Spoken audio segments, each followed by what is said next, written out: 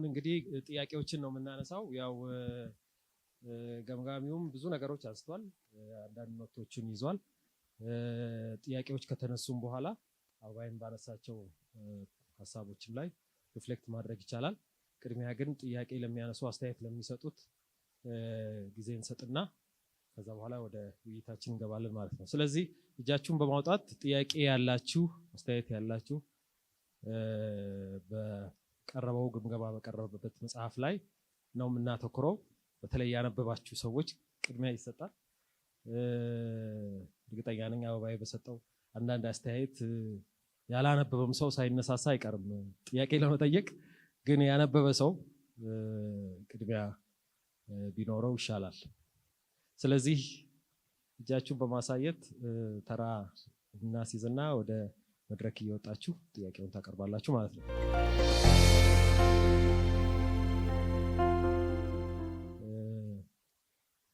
2 ከጀርባ መራዊ ታንኪዩ 3 እሺ 4 አራታችሁን እንያዝና እንጀምር። በመጽሐፉ ላይ ነው የምናተኩረው። ስማችሁን ታስተዋውቁና ከዛ በኋላ ወደ ጥያቄው ትገባላችሁ። 3 ደቂቃ አላችሁ ማለት ነው። ፕሊዝ። እሺ እጅግ በጣም አመሰግናለሁ። ስሜ ተካልኝ ሽፈራው ይባላል። እንደ እድል ሆኖ ፓስተር ተሾመ በመራት ቤተክርስቲያን ውስጥ በመሪነት ሳገለግል ቆይቻለሁ። አሁን እንዲሁ በመድረክ አገልግሎቶች ውስጥ አለው። በመጀመሪያ ንስሐ መግባት ፈልጋለሁ። እንደዚህ አይነቱ መድረክ እስካሁን ድረስ በስራ መብዛት ምክንያት ባለመሳተፍ እጅግ አዝኛለሁ። አይ ቲንክ የዚህ ክለብ አባል ለመሆን በዚሁ ፈቃደኝነቴን እገልጻለሁ። ሚኪያስን በተለያዩ አጋጣሚዎች በመሰራበት መስሪያ ቤት ስመጣ አገኝ ነበር። ግን እንደዚህ አይነት ድንቅ መድረኮች ውስጥ ያለመሳተፍ በደል ነው ብዬ አስባለሁ። ሪቪው ያቀረበልን ወንድማችን አበባዬ በእውነት ድንቅ ነገር ነው ያጋራህን። የሚገርም አይነት አቀራረብ ነው። በጣም አድናቆቴን ልገልጽ ፈልጋለሁ። ሌላው ያው እንደ ማንኛውም ሪቪወር፣ እንደ ማንኛውም ጸሐፊ፣ እንደ ማንኛውም አንባቢ ወደ አንድ ጎራ መሳባችን አይቀርም አይደለ? ሁሉም ሰው ቴዎሎጂያን ነው ይባላል በቴዎሎጂው መድረክ። በፖለቲካው ዓለም ደግሞ ከፖለቲካ የጸዳ ሰው የለም ይባላል። ኤኒዋን ወደ አንድ እንትን ማድላቱ አይቀርም እና ወንድማችን አንዳንድ ቦታዎች ላይ የታዘብኩት እዚህ ጋር ጥሩ ይመጣና እዚህ ጋር ይመለሳል ይላል። ምናልባት ያን ሂስ ስታቀርብ የዛ የዲስፔንሴሽናሊስት ሊሆን ይችላል። ሌሎች ቪው ያ ቪው አንተን አልጎተተህም ወይ ሂሱም ላይ? ሌላው ጸሐፊው የስነ አፈታት እገዛ አልሰጠም የሚል ሐሳብ ቀርቧልና ኢቭን እነዚህ አይነት ራእያዊ መጽሐፍቶች የየራሳቸው የስነ አፈታት ፕሪንሲፕሎች አሏቸው አይደለ? ጎራዎችም አሏቸው እና ያን ያለ መስጠቱ አይ ቲንክ ራሱን ባያዝድ እንዳይሆን ሌላውንም በአንድ ስነ አፈታት ጎራ ብቻ እንዳይሄድ መንገዱን ክፍት አያረግም ወይ አይጠቅምም ወይ በሌላ አንግል የሚል ጥያቄዎችን ያነሳሁት። አመሰግናለሁ።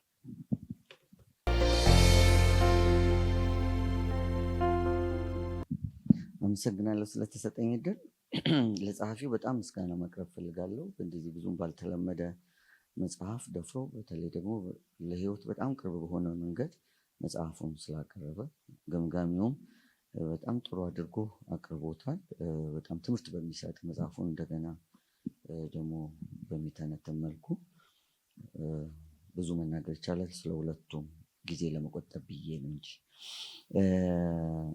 ትንሽ መጽሐፉ ላይ የዋቢ መጽሐፍ ስስነት ለደራሲው ነው አይቻለሁ። እሱም ደግሞ ቅድም ገምጋሚው እንደጠቀሰው በተለይ የደራሲውን የትምህርት ዝግጅትና የአገልግሎት ተሞክሮ ስመለከት ከዚህ በለጠ ነገር ጠብቄ ነበር። ግን ትንሽ እሱ ላይ በጣም መስተካከል አለበት፣ ትንሽ ብቻ ሳይሆን። ከዛ ውጪ መጽሐፉን ሲጻፍ በጣም በዳንኤል መጽሐፍ ላይ ከመጽሐፎቹ ከተጻፉበት ትንቢቶቹ ከተነገሩበት አንጻር ገምጋሚውም በዚህ ላይ ያን ያህል ትኩረት ያደረገበት አይመስለኝም። ግን መጽሐፉ የተጻፈበት የዳንኤል መጽሐፍ ቅደም ተከተል ወይም ታሪኩ ሲከሰት በእርግጥ ተጠቅሷል። ከዚህ ዓመተ ምህረት ከዚህ ዓመተ ዓለም እስከዚህ ተብሎ ተጠቅሷል። ይሁን እንጂ ከምዕራፍ 1 እስከ 6 እና ከ7 እስከ 12 ያላቸውን የትንቢትና የታሪክ ልዩነታቸውን በስተቀር በመጽሐፉ ውስጥ ፍንትው ብሎ መታየት የነበረበት ታሪኮቹ የተፈጸሙበትም ትንቢቶቹ የተነገሩበት ዘመን እንደሚባለው ለምሳሌ ከምዕራፍ 1 እስከ 4 ትክክል ሄድና ከዛ እንደ ታሪክ ቢሆን ኖሮ መከተል የነበረበት ምዕራፍ 7 ላይ ያለው ከዛ 8 ከዛ ተመልሶ 5 ላይ ያለው ከዛ በኋላ ደግሞ ተመልሶ እንደዛ የሚሄድ አይነት በትክክል መጽሐፉ ላይ የምናገኘው ከምዕራፍ 1 እስከ 4 ከዛ ከ10 እስከ 12 ያሉት እንጂ ሌሎች የተዘበራረቁ ሀሳቦች ፍንት ብሎ አይታዩም። እና ይህንን ሆነ ብለህ ነው ወይንስ ተዘናግተን የተውከው? ለደራሲው ነው። ለገምጋሚው ወደ መጨረሻው አካባቢ ማስታወሻውን ከያዝኩ በኋላ በተወሰነ መልኩ ያንን አግኝቻለሁኝ። የጠበቅኩትን ያክል ሙግት መጽሐፉ አወዛጋቢ እንደመሆኑ መጠን እንደው የገምጋሚውንም አቋም ስገምግም እንደው በቅርብ እንደሚያውቀው ሰው ጠንካራ ሙግት ፈልጌ ነበረ። በእርግጥ በኋላ ላይ በስሱ ሙግቱን አይቻለሁ። ይሄ ሙግት የምፈልገው ለምንድን ነው? ከዛ ውስጥ የሚጠቅመንን ነገር ለማውጣት ማለት ነው። በተለይ በኮቨናንት እና በዲስፔንሽናሊዝም አንጻር ያሉትን ጉዳዮች ነው። መጨረሻ ላይ አንስተዋል። ግን ደራሲውን ለጥያቄ ከራዕይ መጽሐፍ ጋር በጣም ተሰፍቶና ደግሞ በሁለቱ መካከል ያለውን ተዛምዶ ፍንት ብሎ አልታየም አሁንም። ምክንያቱም ዳንኤል እና ራዕይ በጣም እርስ በርሳቸው ኢቨን ቃላቶችና ቁጥሮች ሁሉ እንኳን ሳይቀር እርስ በርሳቸው የሚተያዩ መጽሐፎች ናቸው እና እዛ ላይ ስስነት አይቻለሁኝ። ሌላው የጸሐፊውን ማንነት በተመለከተ ከአወዛጋቢ የዳንኤል መጽሐፎች ከሚያወዛግቡ ጉዳዮች አንዱ የጸሐፊው ማንነትና የተጻፈበት ዘመን። መጀመሪያ ላይ ትንሽ ነክተዋል፣ ግን ይህንን ሙግት በተመለከተ በተለይ የመጽሐፉን ዳንኤል በጻፈው ይሄኛው ዳንኤል አልጻፈውም ወይም ከምዕራፍ 1 እስከ 6 ያለው ላይ አልጻፈውም ከምዕራፍ 7 በተለይ በኋላ ያሉትን የሚለውን በስሱ ነው ያለፍከውና ደራሲው ብዙ ትኩረት ስላልሰጠው ነው ወይንስ አንተ ያንን ማንሳት ስላልፈለክ ነው? ሌላው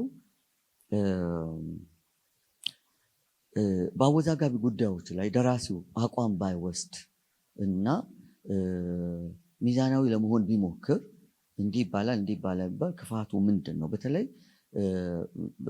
ብዙ ቦታዎች ላይ ይሄ የዲስፔንሽናሊዝም ሀሳብን ትራዲሽናል የሆነ እንደሆነ አድርጎ መቁጠር መሬት ላይ ያለው እውነት እየሆነ ያለው ነገር ስንመለከት እንደ በዲስፔንሽናሊዝም አስተሳሰቦች አንጻር ያለው ነገር ነው እየሆነ ያለው። በስነ መለኮቱና በተለይ ደግሞ በምዕራቡ ስነ መለኮት አንጻር ካየ ነው ደግሞ ከኮቨናንት ጋር ያለውን ስነ መለኮት አስተሳሰብ ጋር ለማስታረቅ ወይም ደግሞ ያንን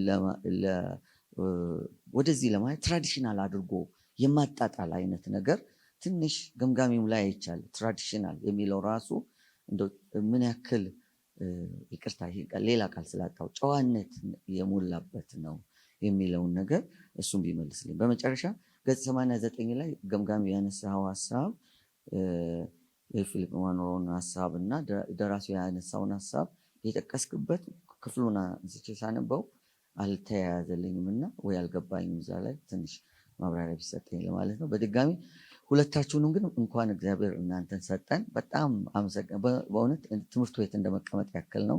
መጽሐፉንም ገምጋሚ ነው የሰማሁት። አመሰግናለሁ። እሺ ቴንኪው። እኔም ጽፍ ከመጣሁ ትንሽ ቆይቻለሁ። ወደ ጥያቄ ቀጥታ እገባለሁ። ለገምጋሚው ወይም ለደራሲው ምናልባት ይሄ ስለ አውሮፓ ህብረት፣ የተባበሩት መንግስታት እነዚህ በምዕራፍ 2:7 ያሉት ምልክቶች ከዘመናዊ የአውሮፓ ህብረት ኢዩ እና የተባበሩት መንግስታት ዩኤን ጋር ለማገናኘት የተጠቀሙበት ተጨባጭ የጽሁፍ አውድ ወይም ቴክስቹዋል ኤቪደንስ ምንድን ነው? ማለት ይሄ አተረጓጎም መጽሐፉ በዘመኑ ለነበሩት ተደራሲያን ኦሪጂናል ኦዲየንስ የነበረው መልእክት አይጋረድም ወይ? ሌላው የፊሊፕ ማሆን ስነ መለኮታዊ አቋም አበባዬም አንስቷል። ይሄ 70ኛው ሱባኤ በክርስቶስ ተፈጽመዋል የሚል ሆነው እንደዚህ ከዲስፔንሴሽናሊስት ጋር አገናኝቶ ማቅረቡን እንዴት ሙግቱን እንዴት ሊጠቀሙበት ይችላሉ? ያው እሱም አንስቶታል። ከገምጋሚው ጋር በተገናኘ ይሄ መጽሐፉ በሀሳብ አንጓ ቴማቲክ ሳይሆን ምዕራፍ በምዕራፍ መሄዱ የሀሳብ መቆራረጥ አምጥቷል ካሉ በአማራጭነት የትኛው ያቀራረብ ስልት ይመክራሉ? ማለት የዳንኤል መጽሐፍ ስልታዊ ይዘት ሳይለቁ ሁለቱንም ማጣመር የሚቻልበት መንገድ ይኖር ይሆን? አይ ዶንት ኖ። የሆነ እሱን ላይ የተወሰነ ነገር ብትለን። ሁለተኛው የኪዳን ታማኝነትና ስነ ምግባር። የዳንኤልን አልበላም ማለት ከስነ ምግባር ይልቅ ከኪዳን ታማኝነት ጋር ማያያዝ መጽሐፉ ለአሁኑ ዘመን አማኝ ሊያስተላልፈው የሚፈልገው ተዛምዳዊ ትርጉም እንዴት ያጎለብተዋል? ምክንያቱም ኪዳኑ ከእስራኤል ጋር ነው ካልን ማለት ነው። ስለዚህ እነዚህ አድሬስ ብሩክ።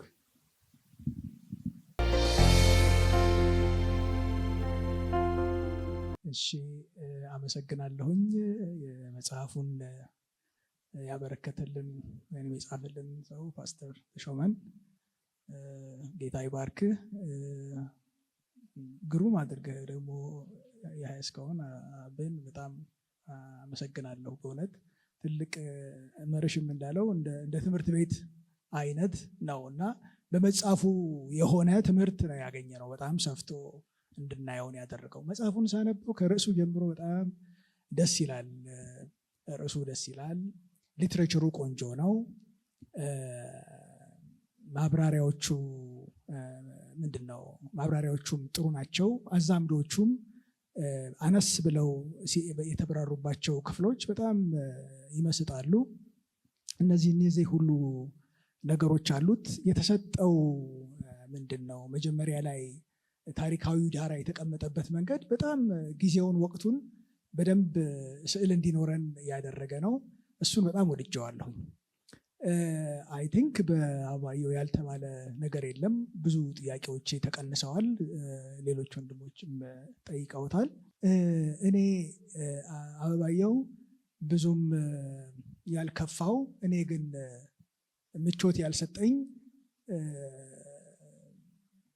የተሰጡ ምሳሌዎች መሀል ላይ የገቡ ምሳሌዎች ስፔሻሊ የተጠቃቀሱ የሐሰተኛ ነቢያት ተግባራት እንደው የደራሲውን ቅንነት እና ይሄ ለእምነቱ ለእውነተኝነቱ ያለውን ቦታ ያሳይ እንደሆነ እንጂ እንደው ይሄንን መጽሐፍ የሚመጥኑ አይደሉም። ብዙ ጊዜ እንደ አሁን አንተ የጠቃቀስካቸው ነቢያት ወንድሜ ዴቭ የሚላቸው አይነት ሰዎች አሉ። እንደነዚህ አይነት ሰዎች እኮ ለሐሰተኛ ነቢይነትም አይበቁም። ወንጀል ነው የሚሰሩት። በወንጀል ነው እንጂ መፈረጅ ያለባቸው በወንጀለኝነት ነው እንጂ በሐሰተኛ ነቢይነትም አይደለም። እና አጠቃቀስካቸው ሰዎች እንደሱ አይደሉም። እኔ ምናልባት ከጠቀስካቸው ነቢያት በጣም ቅን ሆኖ ያገኘሁት የሰራዊት ጌታ እግዚአብሔር ሊመጣ ያለውን መከራ እንኳን እናንተ እኔም አልችለውም ብሏል ያለውን ነቢይ ነው በጣም በቅንነት የወሰድኩት። የድሮ ተሳሳች ነቢይ ነው እና እሱን ብቻ ነው እንጂ ለመጽሐፉ የመጠኑ አይደሉም። እነሱ እንደው ካመንክበት የዚህ መጽሐፍ አካል ባይሆኑ በጣም ነው ደስ የሚለኝ እና እንደሱ ነው። ሌላው የፊደል ግድፈቶች አይቻለሁኝ። የፊደል ብቻ ሳይሆን የቃላትም ፕሮፐርሊ ያልተገለጹ ቃላቶችም አይቻለሁኝ። ያላለቁ አረፍተ አንድ ቦታ ያላለቀ የተቆረጠ አረፍተ ነገሩ ያላለቀ ክፍልም አይቻለሁ። በቀረው ግን በተጻፈው ነገር ስለጻፍክልን ከነተባለው ነገር በጣም ግሩም መጽሐፍ ነው። እናመሰግናለን። ክብረት ይስጥልን። ስለዚህ ቅድሚያ የምሰጠው ለጸሐፊው ነው። ከዛ በኋላ ወደ ገምጋቢው እንሄዳለን። ለሁለቱ ነው ጥያቄ የቀረበው። የምትረሱት ጥያቄ ካለ ላስታውስ እሞክራለሁ፣ ግን ይዛቸዋል እናንተ። እሺ፣ ስለዚህ ለፓስተር ተሾመ መጀመሪያ ሕንጸት ክርስቲያናዊ ማህበርን በጣም ማመስገን እፈልጋለሁ። በዚህ መጽሐፍ ሌሎች ደራሲያንም አይተውት ከአንድ ዓመት በፊት በነበረው አዋርድ ፕሮግራም በቴዎሎጂ ዘርፍ ሁለተኛ ሆኖ ተሸልሜያለሁ። ሌላው እኛን በጣም የሚያበረታታን መድረክ ነው። እንዲህ አይነት ማበረታቻዎች የምታደርጓቸው ጥረቶች እንዳሉ ሰማለው። ወደፊት ጌታ ቢፈቅድ እግዚአብሔር አቅማችሁን ቢገነባ እንደኛ የሚጣጣሩ ሰዎችን በማሳተምም ለማገዝ ጥረት እንደምታደርጉ አውቃለሁ። ያ ደግሞ አይ ቲንክ ትልቅ ማበረታቻ ይሆናል። በሁለተኛ ደረጃ እኔ አበባዬን በጣም አመሰግናለሁ። እኔ ይህንን መድረክ እንደው ከህንጸት ጋር ወደፊት እንማከራለን። እኔ የመማማሪያ መድረክ ነው እንጂ ይሄ ኔጋቲቭ ኮኔቴሽን የሚሰጠው በኢህአዴግ ጊዜ እንፈራ የነበረው የግምገማ መድረክም አይደለም እና መማማሪያ ነው። የጎደሉ ነገሮችን የሚሞላ ነው። አሁን የቀረበው ግምገማ እኔ ምንም አይነት እንደው የሚጎዳኝ አይነት ነገር ሳይሆን ለሚቀጥለው ሁለተኛ እትም ሲያዘጋጅ እንደወረደ ሁሉንም ነገር እቀበላለሁ ሳይሆን አበባዬም በደንብ ስላየው ያግዘኛል። የተሻሉ የስነ ጽሁፍ ፍሎ የጠበቀ አንዳንድ የሚያደነቃቅፉ ነገሮችን ያስወገደ እንዲሆን በጣም መማርበት መድረክ ነው። በነገራችን ላይ ግምገማ ታውቃላችሁ አይደል? አንድ ደቡብ ክልል ባለስልጣን የቀድሞ ደቡብ ክልል ባለስልጣን የነበረ አንድ የምንወደው ወንድማችን አንድ ጊዜ ግምገማ ሐዋሳ ላይ ተደርጎ እዛ ያን ጊዜ የሚባለውን ትሰማላችሁ አይደል? እከሌን ጨርቅ አድርጌ ገመገምኩት ይባል ነበር እና አንዱን ሰው ከአንድ ዞን የመጣ ሰው በጣም ጨርቅ አድርጎ ገምግሞት እኔን ጨርቅ አላረከኝ ምንም በእውነት በጣም ፖዘቲቭ የሆኑ ጎኖችንም ሚዛን የጠበቀ ነው። የመጽሐፉን ጠንካራ ጎንም በደንብ አንስተዋል። ግን ሰዎች እንዴት እንደሚከነክናቸው ላሳያችሁ ነው። ከዛ የሱ ግምገማ እሱን ገምግሞት ተራ ሳይደርሰው ግምገማው አለቀና ለወር ተቀጠረ። ከዛ በኋላ እኔን ጨርቅ አድርገው እንደገመገመኝ ሳልገመገመው እያለ ተቆጭቶ እያለ ከወር በኋላ ሲመለሱ ካፌ ቁጭ ብለው ወደ ግምገማው አዳራሽ ሊገቡ ስሉ በአይኑ ይፈልገዋል ገምጋሚው እና ስፈልገው አጣው። እሱን የሚያቅሰው ጠየቀና ከዛ ዞን የመጣው ያኔ እኔን ጨርቅ አድርጎ የገመገመኝ ሰው የት አለ? እኔ ዛሬ ለተራዬ ጨርቅ አድርጌ ገመግመዋለሁ ብሎ ስል ወይ እሱ እኮ ከዚህ ከሄደ ከተወሰነ ሳምንት በኋላ በድንገተኛ ህመም ሞተ ሲባል ምን ያደርጋል ሳልገመግመው እና ግምገማ እንደዚህ አይነት ኔጋቲቭ ነገሮችን ብዙ ይቀለዳልና ይሄኛው ለኔ መማማሪያ ነው። ወደፊት መማማሪያ ቅንፍ ቢባል ነው ደስ የምለኝ። አይቻለሁ ወደዚህ ፕሮግራም ከመምጣቴም በፊት ዩቲዩብ ላይ የተለቀቁትን የበፊቶቹንም ጠንካራ ግምገማዎችን አስተያየቶችን አይቻለሁ። እነዚያ ሐዋርያው ቅዱስ ጳውሎስ እንዳለው ከእውቀት ከፍለን እናውቃለን ነው ያለውና እኔ እንደው አስተማሪ ሰባኪ ስለሆንኩ እዚህ መጽሐፍ ላይ ሰባኪነቴ በጣም የጎላ ነው። ዋዬ እንደጠቀሰው ያው አፕላይ ያደርጋለሁ ለመንጋው በሚሆን መንገድ። ከዚህ የተነሳ ምናልባት ሚዛን ምሁራዊ ሚዛኑን አስተማሪ ነኝ፣ መጽሐፎችን አነባለሁ። ሁለት ነገር ተጽዕኖ እንዳደረገብኝ አውቃለሁ። ለሌላው መካከለኛ ክፍል ላለው አንባቢ በጣም ቀለል ባለ መንገድ በጣም ምሁራዊ መንገዱን ቢከተል ሌሎችን አጣለው የምል እሱን ሚዛን ያለ መጠበቅ ነገር እንዳለ ያለው። ሁለተኛም ያው እዚህ የሚያውቁኝ ሰዎች አሉ። ብዙ ኮሚትመንቶች ይበዙብኛል። እንደ ቤተክርስቲያን መጋቢ መጽሐፍ ቅዱስ ቤት አማርኛ መጽሐፍ ቅዱስ ኮሌጆች ላይ አስተምራለሁ።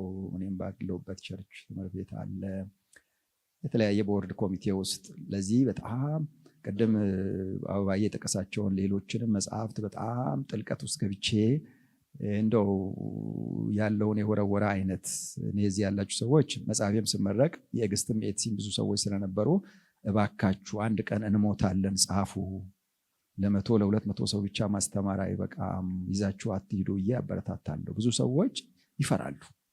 እኔ ደግሞ ሲፈጥረኝ ፈሪ አይደለሁ ምንም። ምክንያቱም ያወቅኩትን ያህል አትልስ ሌላ ሰው ያስተምራል። ስለ ጻፍኩ ነው የተገመገመው፣ ባልጽፍ አይገመገም። ስለዚህ እኔ እዚህም ያላችሁ ሰዎች አትፍሩ፣ ጻፉ፣ ከዛ ይሰራል በባለሙያ። እኔ የፓሽን ጻፊ ነኝ እንጂ የስነ ጽሁፍ ባለሙያ አይደለሁም። እማራለሁ፣ አስተምራለሁ። ከዚህ በላይ ማሳመር እንደሚችል ደግሞ አውቃለሁና ከዚህ የተሰጡ ጥያቄዎች ላይ ትኩረት ለማድረግ የዚህ እንትን የዋቢ መጽሐፍቶች በገምጋሚው የተጠቀሱትን አሉ። እንደዚህ አይነት ሕጸጾች እኔም ካሳተምኩ በኋላ አይቻቸዋለሁ። ያንን እንትን ያልተከተሉ ነገሮች አሉ።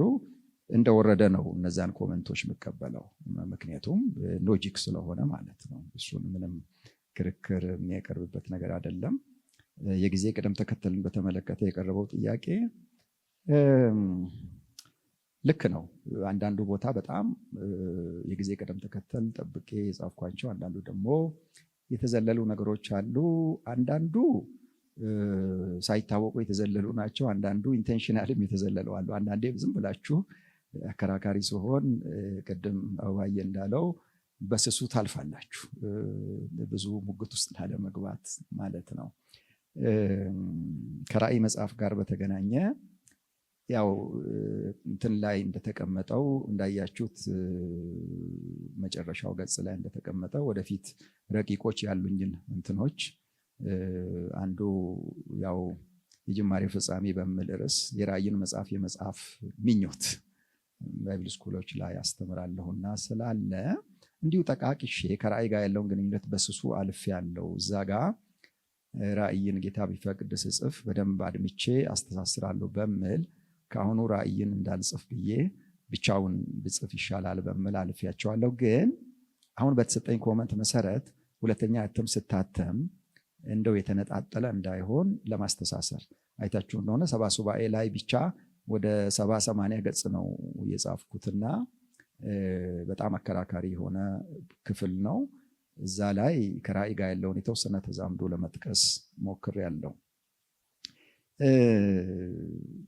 ከዘመናዊ ይሄ የአውሮፓ ህብረት ጋር በተለይ 10 ቀንዶች ያው እዛ ልክ ነው አበባዬ እንዳልከው እነዛን ማስረጃዎች በተገቢው እንዴና ማስቀመጥ ይኖርብኛል እንደ ጸሐፊ።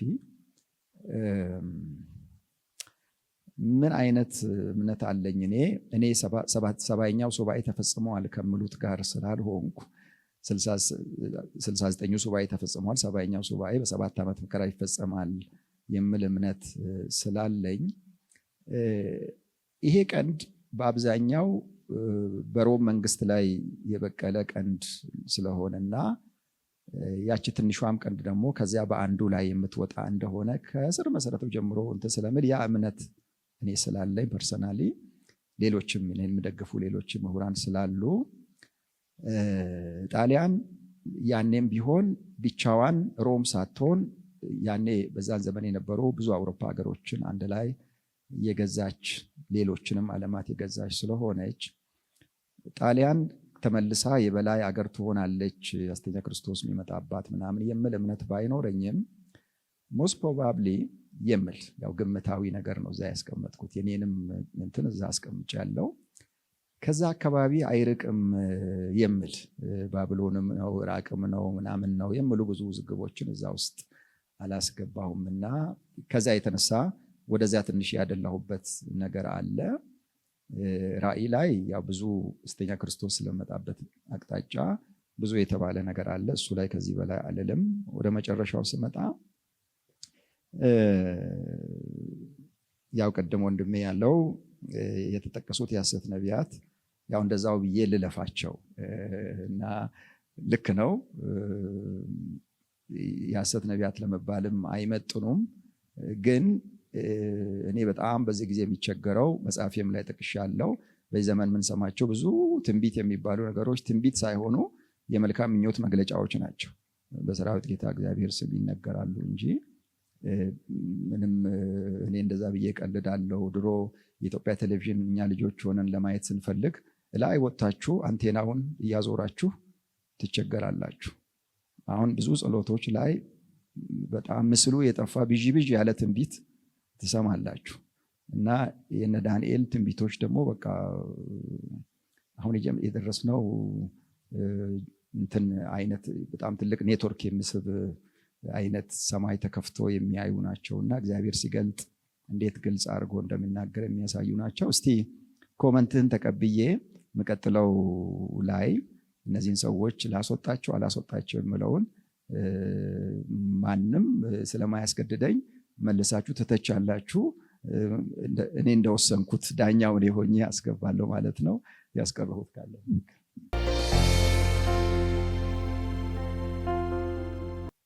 ጥሩ ሀሳቦች ነው ያነሳችሁት።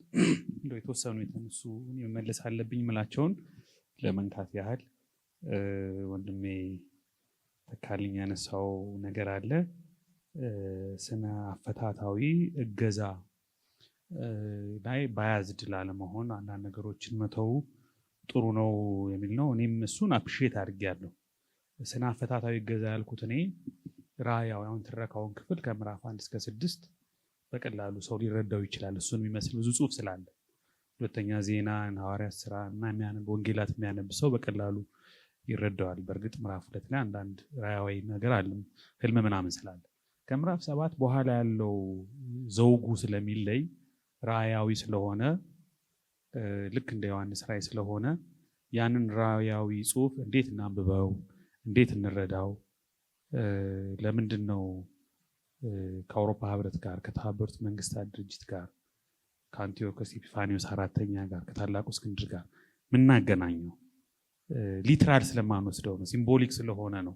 ሲምቦሊክ ከሆነ ምን ማለት ነው፣ ሊትራል ከሆነ ምን ማለት ነው የሚል አንዲት ፓራግራፍ ልትሆን ትችላለች።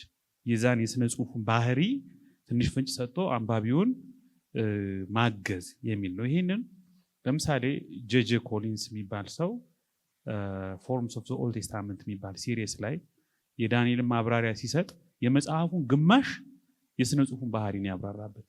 ለምን? ትልቁ እንቅፋት የስነ ጽሁፉ ባህሪና የትርጓሜ መንገዱ ስለሆነ ቁልፉን ማለት ነው። በቃ እንዴት ነው የምንተረጉመው፣ እኔ ስለምንድን ነው በዚህ መልኩ የምተረጉመው የሚለውን ፍንጭ መስጠት። በዛ ደረጃ ሰፊ ሽፋን ባይሰጠውም አንድ ፓራግራፍ ሊሆን ይችላል፣ አንድ ገጽ ሊሆን ይችላል። የስነ ጽሁፉ ዘውግ ይሄ ነው፣ የሚተረጉመው በዚህ መልኩ ነው። ውስጥ ስትገቡ እንደዚህ አይነት ነገሮችን አሁን ቀንዶቹን ሲያይ ሰው ሊደነብር ይችላል። አውራ ፍየል፣ አውራ በግ ስትል አስቀድመህ የጽሁፉን ባህሪ ነግረኸው በዛ መልኩ እንዲረዳ ካላገዝከው ግራ ነው የሚጋባው ሰው። ለዛ ነው ዳንኤልና ራእይን ብዙ ሰዎች ማያነቡት። ለዛ ነው የስነ ጽሁፍ ባህሪው አንዱ እንቅፋት ስለሆነ ነው። እንደዛ ለማለት ፈልጌ ነው። ምዕራዊን የሚመለከት ትንሽ ያነሳው ነገር ላይ የጠበቅኩትን ያህል ጠንከር ያለ ሙግት ብዙ አላገኘሁበትም። በዛም እኔ ተዛምዷዊ እንግዲህ የማብራሪያው ባህሪ ራሱ በግልጽ ተናግሯል። አፕሊኬሽን ኮሜንተሪ ነው፣ ተዛምዷዊ ነው፣ ቴክኒካል አይደለም። ኮሜንተሪዎች ቴክኒካል፣ ሰሚ ቴክኒካል እና አፕሊኬሽን ተብለው ይከፈላሉ በሶስት ራፍሊ። ሌላ ምስም ሊወጣላቸው ይችላል። እሱን እኔም ተናግሬያለሁ።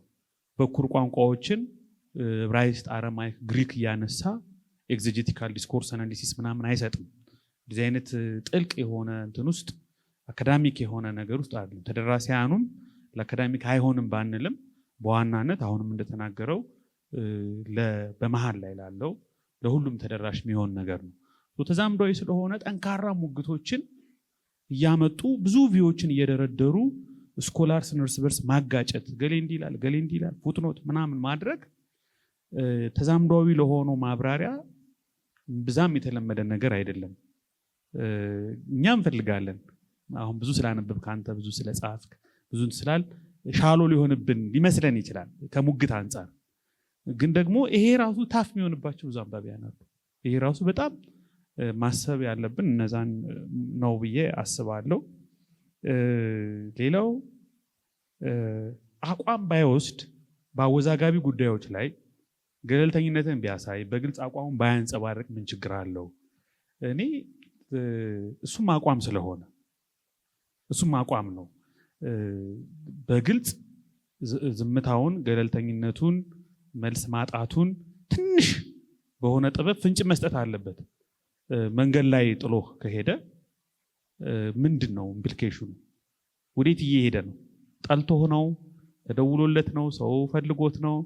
ጥያቄ ፈጥሮብህ መሄድ የለበት። እንደዚህ አይነት ነገሮች ስላሉ በተወሰነ ደረጃ እንጂ ሁላችንም እንደዛ እናደርጋለን። በሁሉም ጉዳይ ላይ የግድ መልስ የለንም። አቋማችንን ማንጸባረቅ የማንችልበት ጊዜ አለ። ዝም ማለት ኢንዲፍረንት የምንሆንበት ጊዜ አለ። እሱም አንድ መልስ ነው። እሱም አንድ መፍትሄ ነው። እንደሱ አይነት ነገሮች ቢኖሩ ጥሩ ነው። ግን አቋሙን አልፎ አልፎ በግልጽ አስቀምጧል። ልክ ለምሳሌ የ7ቱ ዓመት 7ኛው ሱባኤ ወደፊት የመከራው ዘመን ጋር የተያያዘ እንደሆነ በዲስፐንሴሽናል ፍሬምወርክ ነገሮች እንደሚያያቸው አልፎ አልፎ ወደ መጨረሻዎቹ ገጾች አካባቢ 7ኛውን ሱባኤ ሲያብራራ ተናግሯል። እንደዚህ አይነት አቋሞችን ኮሄረንት ሆኖ ወጥ ሆኖ ይሄን አቋሙን በሚጠይቁት ጥቅሶች ማብራሪያዎች ውስጥ ፍንጭ እየሰጠ ነው መሄድ ያለበት። ኦልሬዲ ይዟል አቋም፣ ኦልሬዲ አቋም አለው። እናገኛቸዋለን፣ ፈላልገን እናገኛቸዋለን። እነሱን አቋሞች በደንብ መስመሩን ጠብቆ እየጠቆመ ቢሄድ በቃ መደነጋገሩ፣ ግራ መጋባቱ ይቀንሳል። እሱ ብቻ አይደለም፣ ከአቋማችን ጋር ተቃራኒ የሚሆንን ስኮላርም ከጠቀስክ እና የዛ ስኮላር ንግግር ራሱ አንተ ከምታብራራው ነገር ጋር በሆነ መንገድ ዲቬት የሚያደርግ ከሆነ ውዥንብር ውስጥ ደግሞ ይፈጥራል። ይሄ ብዙ ጊዜ ኮሜንተሪ ላይ የሚገጥመን ፈተና ነው። የመጋቢ ተሾመን ተሸነብር ካሁን በፊት ምለው እንግዲህ የሱ ፈተና ብቻ አይደለም፣ የሁሉም ትልልቅ እንደው ሃይ ሌቭል ስኮላርስም ይፈተናሉ። እንደዚህ አይነት ፈተና ይገጥማቸዋል። ዲስፐንሴሽናሊዝም አሁን እንደ ትራዲሽናል እንደ ኋላ ቀር ምናምን እኔ ይሄ ኦነስት ኮሜንት ነው መራዊ የተናገርከው። አይ አፕሪሺየት ዛት፣ ጥሩ ነገር ነው የተናገርከው። እንደዚህ አይነት ዝንባሌዎች አሉ ብዙዎቻችን ላይ፣ እንደዚህ አይነት ነገር አለ። የኔ ኮሜንት እሱ አይደለም። ዛሬ ምንድነው የኔ ኮሜንት? አቋም አሁን ዲስፐንሴሽናሊዝም እንደ ጥንት አብሶ ወይም እንደ መሬት ስበት መሆን የለበትም። አቋማችን ከሆነ መሞገት ነው ያለብን፣ ምሁራንን ማምጣት ነው ያለብን። ጥቅሶችን በትክክል ሌሎችን በምንፈታበት ስነፍታታዊ መርሆ እያመጣ መሞገት ነው። ዊክም ይሁን ስትሮንግም ይሁን ቫሊድም ይሁን ኢንቫሊድም ይሁን ሙግታችን በደንብ መሞገት አለብን። ዝም ብለን የሆነ ያስገደደን አካል ያለ ይመስል እንደዚህ ነው የተባበሩት መንግስታት ነው ምናምን ብለ እሺ እኔ እንትን ብልስ አፍሪካ ህብረት ነው ብልስ፣ አሁን እኮ ዝም ብለን የፈለግነውን እየተናገርን እንድናልፍ ነፃነት ለምን ይሰጠናል? አካዳሚያ ይሄን ነፃነት አይሰጠንም። ሄርሜኔቲክስ ፍታቴ ይሄን አይሰጠንም። ምንም ብትሆን ሰው ይቀበልን አይቀበልን ያችን አቋም ያራምድንበት ምክንያት ምንድን ነው? ወይ ከአባቶች መሄድ አለብን፣ ወይ ከምሁራን ማምጣት አለብን፣ ወይ ደግሞ ጥቅሶችን ስናገናኝ ስንሰፋቸው ማሳየት አለብን፣ ማፕ ማድረግ አለብን። እንደው ዝም ብለን የፈለግነውን ነገር ይመስለኛል ካል ይሄ እኮ አንዳንዶች እንደሚተቹን ነው። አሁን በተለይ በሌላ ቤተ እምነት ያው እናንተ እኮ እንደ ልቡ ናችሁ፣ የፈለጋችሁት የመጽሐፍ ቅዱስ ጥቅሳችሁ ይሄ ነው ብላችሁ ነው የምትሄዱ ይሉናል። ወይ አባቶችን አታስደግፉም፣ ወይ በዘርፉ ብዙ ያጠኑ ምሁራንን አታስደግፉም። በቃ በአይናችሁ ፊት መልካም የመሰለውን ትርጉም ነው የምትከተሉት ይሉናል። ያ ነገር በጣም ጥንቃቄ የሚያስፈልገው ነገር ነው እንጂ በራሱ አቋሙ ያደግንበት ነው፣ ዲፎልት አቋም ነው፣ ጥርሳችንን የነቀልንበት አቋም ነው ዲስፐንሴሽናሊዝም። አሁን የኔም ቸርች መተዳደሪያ ደንብ ላይ ብትሄዱ በግልጽ ነው የምትናገሩ አቋሟ እንደሆነ ማለት ነው። አቋማቸው ያልሆኑ ቸርቾች ጥቂት ናቸው። ምናልባት ወደ መካነ ኢየሱስ ምናምን ስንሄድ ነው ትንሽ ለየት ያለ ነገር የምናየው እንጂ አብዛኛው ወንጌላዊ አማኝ የዲስፐንሴሽናሊዝም ፍሬምወርክን በአንድም ሆነ በሌላ መልኩ ኢንኮርፖሬት አድርጎ ነው የሚሄደው። እንግዳ ትምህርት፣ ተሰምቶ የማይታወቅ ነገር፣ ባዕድ ነገር መጋቢ ተሾመ አላመጣም፣ ያለውን ነው ያመጣው። ሲመጣ ግን የኔ ክርክር ሲመጣ በተለይ ቢብሊካል ቴዎሎጂ ደግሞ በጣም መስመር ስላለው ትራክ ስላለው ጥቅሶችን ስለምንተነትን ቴዎሎጂ ቢሆን አቀነባብረህ ትሰራለህ ዝም ብለህ ከዛም ጥቅሶችን ሐሳቦችን አምጥተህ ሰፍተህ የሆነ ቢውልድ ታደርጋለህ። ቢብሊካል ቴዎሎጂ ግን ጥቅሱ ይመራሃል። ጥቅሱን ተከትለው ስትሄድ ጥቅሱ ፍንጭ ከሰጠህ በነፃነት ትሄዳለህ፣ ምሁራንን አባቶችን ታስደግፋለህ። ጥቅሱ ምንም ፍንጭ ካልሰጠህ ግን ያስገደደን አካል ያለ ይመስል ለምንድን ነው የሆነ የተለመደው ነገር ውስጥ ሄደን መፈላለግ ምን ጀምረው? ሮሜ ላይ ለምን እንደዛ እናረግ? ኤፌሶን ላይ ለምን እንደዛ እናረግ? እነዚህ ሁለት መጽሐፍት ላይ ግን ራእይና ዳንኤል ላይ ግን ኦልሬዲ ሴት የተደረገ የሆነ ኮንቬንሽን ስላለ ኢቫንጀሊካል ኮንቬንሽን ስላለ ለዛ ታማኝ ለመሆን የሚደረግ ስቃይ ነው። ጥቅሱም እንኳን ባያግዝ እኔ እሱ ነው ደስ ማይለኝ እንጂ አቋሙ በራሱ ትልልቅ ስኮላርስ እኮ ምንጠቅሳቸው መጽሐፋቸው የምናነባቸው በተለይ ዳላስ ቴዎሎጂካል ሴሚናሪ በአሜሪካ ምድር ውስጥ በተለይ በጣም የተለመደ አሁን ብዙ ትችት ቢገጥመውም አቋም ነው። ግን እስኪ እንደገና እንየውም እላለሁ። ሌላው አንድ ብሩክ የጠቀሰኝ ያነሳው በጣም ቆንጆ ጥያቄ አለ። ኮቨናንታል ፌዝፉልነስ በጣም ያደነኩት የወደድኩት ተሼ ኪዳን የመጀመሪያው የብሉይ ኪዳን መነጽር ማንበቢያም ኮሜንታሪ የምንስራ ምን የምንበል ኮቨናንት ነው። ዘፍጥረት እንኳን የተጻፈው ዘጸአት ምዕራፍ 19 ላይ ነው። የተነበበውም ዘጸአት ምዕራፍ 19 ምዕራፍ 20 ላይ ነው። እግዚአብሔር ከህዝቡ ጋር ሲተዋወቅ ኮቨናንቱን እናንተ ሜዳ ላይ ወድቃችሁ አትቀሩም፣ ሰማይና ምድር እንደሰራው ሰራችኋለሁ፣ እንዳጸናው አጸናችኋለሁ፣ የሁሉ ፈጣሪ እንደሆንኩ የፀሐይ ፈጣሪ እንደሆንኩ በዙሪያችሁ ፀሐይ የሚያመልኩትን እንድትከተሉ አልፈልግም፣ እኔ ፀሐይን ፈጥሬያለሁ። ሪዲንጉ ራሱ ኮቨናንታል ሪዲንግ ነው። የቃል ኪዳን ውል ከህዝቡ ጋር ሊያስር ሲል ዘጸአት ምዕራፍ 19 እስከ 24 የተነበቡ መጽሐፍት ናቸው። አንድ ሰው ብሉይ ኪዳንን መጀመሪያ ማንበብ መስራት ሲጀምር መጀመሪያ መነሳት ያለበት እግዚአብሔር ከህዝቡ ጋር ያለው ቃል ኪዳናዊ ግንኙነት ነው። አዲስ ኪዳንን ብንመጣ ኢየሱስ ስለ ብዙዎች የሚፈስ የአዲስ ኪዳን የሚሆን ደሜ ይህ ነው፣ ስለ ብዙዎች ለኃጢአት ስርየት የሚፈስ የአዲስ ኪዳን ደሜ ይህ ነው። አዲስ ኪዳን፣ የታደሰ ኪዳን። ስለዚህ ይሄ ኮቨናንታል ፌስፉልነስ እሱም አግኝቶታል። ብዙ ሰዎች ያን አያረጉም። ፍሬምወርክ ነው፣ ትልቅ ፍሬምወርክ ነው። አሁን ዳንኤል ምዕራፍ 1 ስናነብ ዳንኤል አልበላም ሲል ሶስት ወጣቶችም አብረው አልበላም ሲሉ አሁንም በኮቨናንት ፍሬምወርክና በኮቨናንታል አሊጀንስ ከእግዚአብሔር ጋር በመቆም የአይሁድ ማንነት ነው አሁንም መጀመሪያ መታየት ያለበት። ሹልክ ብለን ግን የሞራል ትምህርት ብቻ ካደረግነው ያ ትልቁ ቲም ይከሳል ማለት ነው። እዛው በማብራሪያችን በአቋማችን ኮቨናንታል ሆነን በማብራሪያችን በጣም ፕራክቲካል የሞራል ሌሰን ካደረግነው ቢግ ቴዎሎጂውን እናፈርሰዋለን። ኢሬሌቫንት ነው የሚሆነው። እያንዳንዱ ንግግራቸው አክቲቪቲያቸው ከእግዚአብሔር ጋር ባላቸው ቃል ኪዳናዊ ግንኙነት እሱም እንደጠቀሰው ከምርኮ በመምጣታቸው ወደ ምርኮ በዳረጋቸው ኪዳኑን ብሪች በማድረጋቸው በመጣሳቸው አሁንም ጁሽ አይደንቲቲ ከመሬት አንጻር ከህዝብ አንጻር ከመቅደስ አንጻር ከቶራ ከመጽሐፉ አንጻር እንደገና እንዴት ሪከቨር ማድረግ እንዳለበት በባዕዳን ምድር ደግሞ ሉዓላዊ አምላክ ማን እንደሆነ the clash of titans የሚመስል ነገር ነው። የሁለት መንግስታት የሁለት ባይወዳደሩም በባዕድ ምድር ውስጥ ግን እነሱ የእግዚአብሔር ወኪል ናቸው። ከተራ ከነሱ ቅድስናና የሞራል ንጽህና ጋር ብቻ የሚያዝ ሳይሆን ከወከሉት አምላክና ከነበራቸው ኪዳን አንጻር ነው ጥቅሱ መታየት ያለበት። በሉ አልበሉም ንጽህና ብቻ አይደለም። ምግቡ ራሱ ስማቸው መቀየሩ አይደንቲቲ መቀየራቸው ራሱ ከአማልክቶቻቸው ጋር የተያያዘ ነው። ስታጠናው ተሸም አንድ ቦታ ላይ ጠቅሶታል። ስማቸውን የቀየረበት መንገድ እየተነተነ ከአማልክቶቻቸው ጋር አቆራኝቶታል። እሱን ኮቨናንታል ፌዝፉልነስ መነጽሩን በደንብ ማጉላት የመጽሐፉ የራእይና የዳንኤል መጽሐፍ ዋና እምብርት እሱ ስለሆነ ነው። በዚህ ዘመን እንዴት እናዛምደው ብለ ጥሩ ነገር አንስታል። ኦኬ እሺ፣ እንደዛ ከሆነ በዚህ ዘመን ይህንን ክፍል ከሞራል አንጻር ብቻ ሳይሆን ለእግዚአብሔር ካለን ቃል ኪዳናዊ ታማኝነት አንጻር ኮሚኒቲ አሁን ችግሩ ክርስትና የግል ብቻ አስመስለነዋል። ቤተክርስቲያን ኮርፖሬት ኢንቲቲ ኮርፖሬት ቦዲ መሆነው የቤተክርስቲያን ኢሜጅ ላልቷል። ስለዚህ በግሌ ከማድረገው ቅድስና እግዚአብሔር ባረከኝ አሸነፍ ጣሱ ከሚለው አንጻር ብቻ ካየ ነው መላ ነው እናጣለን። እንደ ኮሚዩኒቲ የምናስብ ከሆነ ግን ፌዝ ኮሚዩኒቲ ነን፣ ስካቶሎጂካል ኮሚዩኒቲ ነን፣ የእግዚአብሔር ሕዝብ ነን፣ አካል ነን። በአንዱ መንፈስ ሁላችንም አንዱ መንፈስ ጠጥተን አንድ አካል ተደርገናል። ስለዚህ አሁንም ቃል ኪዳናዊ ማህበረሰብ ነን። ከእግዚአብሔር ጋር ባለን የቃል ኪዳን ግንኙነት መነጽር እናየዋለን። በኮሚኒቲ ሩሉ ውስጥ በኮሚኒቲ ላይፍ ውስጥ በቸርች ላይፍ ውስጥ የሁለቱ ሐዋርያት ወግ የሚለውን የኔን ንግግር መካር ላይ ሰምተህ ከሆነ የሁለቱ ሐዋርያት አንኳር ከጌታ ጋር ያላቸው ግንኙነት ማቴዎስ 16 እና ሐዋርያት ሥራ ምዕራፍ 9 ቁጥር 4 ላይ ጳውሎስን ሲያገኘው የምታሳድደኝ እኔን ነው ብሎ ኢየሱስ ሲናገር እኔ ያለው ኮሚኒቲውን ነው፣ ቸርችን ነው። I will build my church እሰራለሁ ሲል ኮሚኒቲ ቸርችን ነው።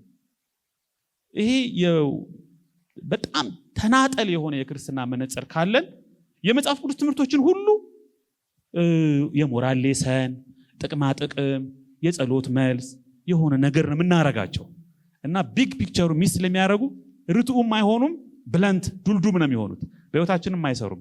የምናስበውን ቅድስና የምናስበውን ማማ ላይም የሚያወጡን ነገሮች አይሆኑም። ሶ ስቲል አሁንም ቢሆን ማይንድ ሴታችን ኮርፖሬት ማይንድ ሴት፣ ኮሚዩኒቲ ማይንድ ሴት፣ የቸርች ማይንድ ሴት መሆን አለበት ብዬ ነው ማስበው። በዛ መነጽር ማየት እንችላለን። አንድ ነገር ብቻ ሽሜ የተናገረው በእርግጥ መጽሐፉ ላይ በስም ጠቅሶ ወይም እንደው እኛ አእምሮ ውስጥ የምናስባቸውን ነቢያት አልዘረዘረም።